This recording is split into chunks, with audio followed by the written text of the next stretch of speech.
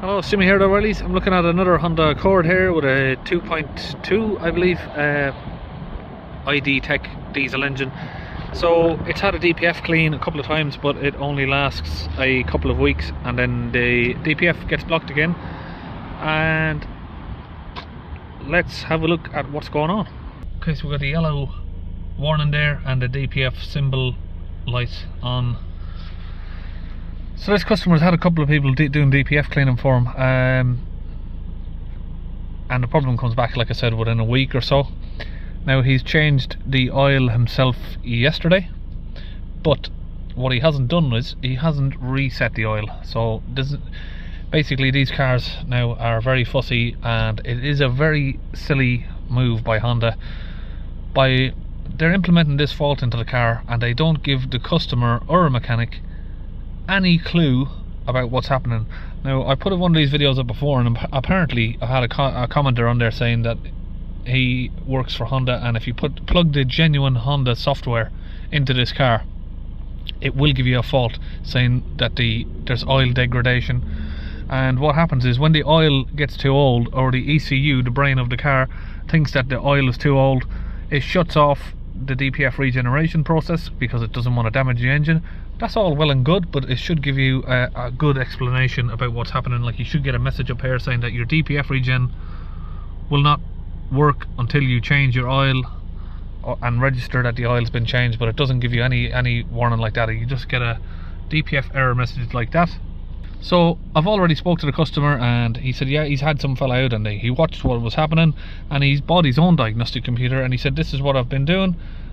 We've been cleaning the DPF, and both DPF cleaners have been out and cleaned it, and he's even put his own cleaners in, he said. And what they've been doing is resetting the calculated PM value. But what you also need to do on these cars, once you've cleaned the DPF, is the oil dilution. That needs to be reset. So we'll go back here to the fault codes. No fault codes. Pretty silly when you've got a engine error on the dash, but you're not getting a fault code. Now, if we go to data stream and we look for the DPF, now pressure of the DPF, estimated amount of particle matter, let's see what else we have here. Yeah, that's it. Regeneration control status, let's just put that on there anyway. See what that says. Okay, so we have 34 millibars of pressure at idle, which is very, very blocked. Estimated amount of particle matter in the deposit is, but obviously that's been reset, so that's why that number is very low, and that's already been reset by the customer himself. He's bought his own diagnostic machine. If we hold this up to 3000 RPM, just come back down a little bit there, went a little bit too high. We have, sorry, trying to get the rev steady, 160 millibars pressure, so the DPF is quite blocked. Now, what the problem is here is that I don't understand why the DPF keeps getting blocked, even though it's been clean. The pressure was low, and the pressure just has risen up again and blocked again, because it's disabled because of the oil. Okay, let's go back, and well, first I'm going to go outside and we'll clean the DPF. Okay, so I'm in the back of my van here. I'm just getting my kit ready. So I've got this attachment here that goes to the gun. This is a pressurized gun that I'm going to connect up to my compressor at 131 psi. I've got the fluid here from Launch UK, DPF cleaning fluid. I'll put the link to the website on the video description for that. We've got that in the cup here. We'll get that connected up, just like so. Okay, if we come down here, look at the DPF, we've got two pipes. You've got one that goes before, at the top of the DPF right here, and then one that goes after it.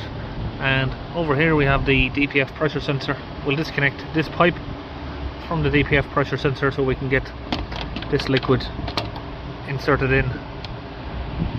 Just going to use a pair of these pliers here just to open down that clip. Now we can slide off this tube.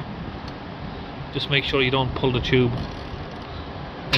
in one direction, say left to right. You just got to make sure and pull it evenly straight down, because you will snap the that little nozzle there. So we just connect the nozzle there straight to that hose. Now the gun itself is connected to the compressor, and we can just squeeze the trigger, get that put in there at 130 psi.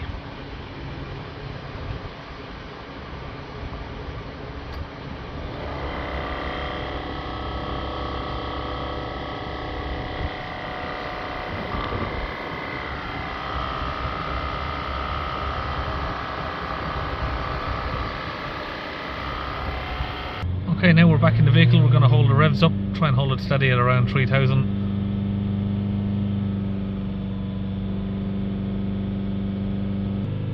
So just keep an eye on the pressure there.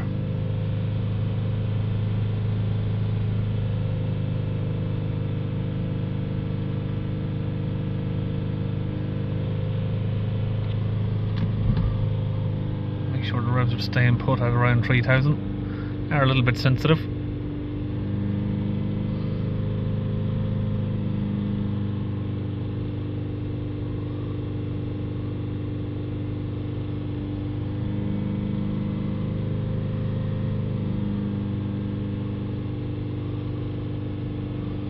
So that's the DPF pressure now down low. It's been cleaned. Let's let that idle,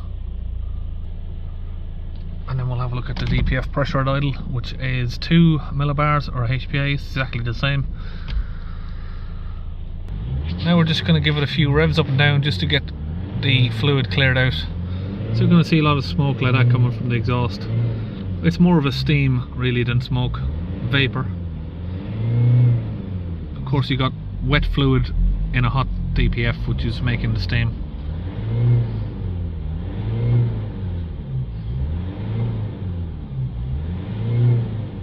Okay, now switch the engine off.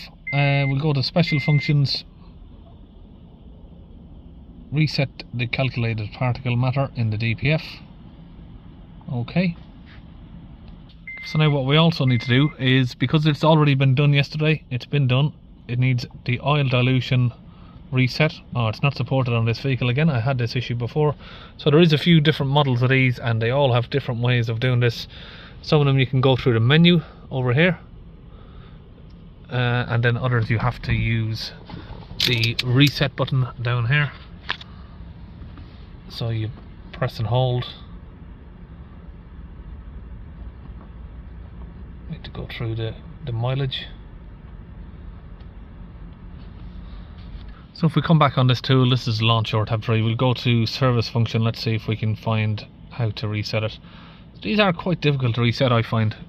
We'll try and do a software reset, see if that'll allow me to do that. Maintenance reminder in Europe. Service reminder, probably not going to work, we might have to do it manually. Dust, pollen filter, coolant, so we've got all separate ones here, engine oil and filter.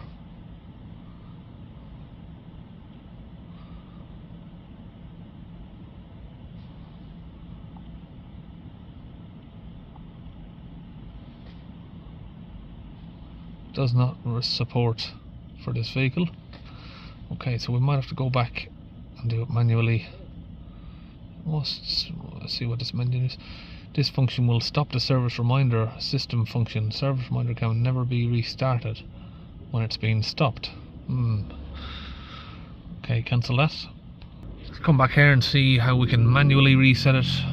Do not take for 0 for maintenance indicator is on. What? Do not take for 0 for maintenance indicator is on before the vehicle is maintained. It's not very good translation, but the odometer mileage accumulation will not be properly. Maintenance indicator will lose maintenance role. Okay.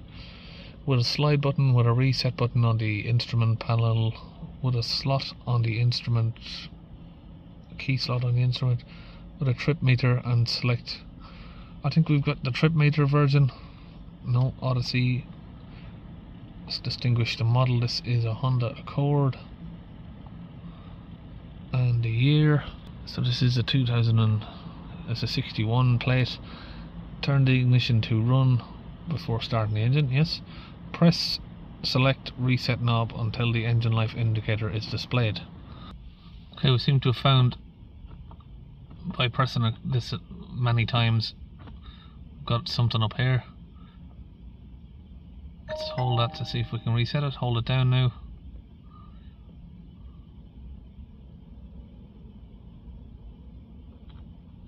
What's it doing? Turn. Yeah.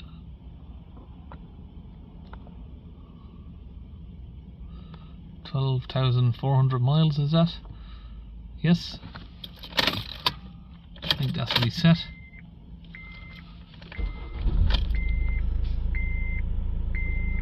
Start the engine up. Okay, looks like that's been reset. Okay, so that's all been done, reset, and see you on the next video.